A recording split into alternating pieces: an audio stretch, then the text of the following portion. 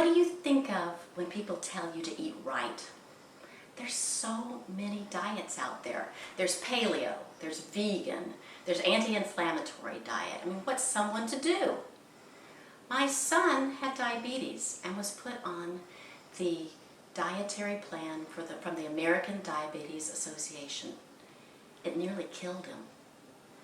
We found out in a health crisis that he was sensitive to both gluten and dairy.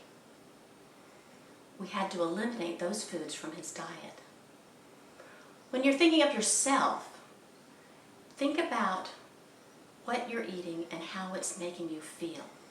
You can keep a food diary and write down not only just what you're eating, but do you feel sluggish and tired after a meal? Are you feeling energized and ready to go out there and live your life? It's an individual approach. One of the things that I feel that is so prime importance is eating whole foods, staying away from the processed foods, the boxed foods, the fast foods. Eat foods that are either frozen or fresh from the garden. And even those good foods, even they don't have the micronutrients needed for optimal health. So look for a quality supplement to add to your diet.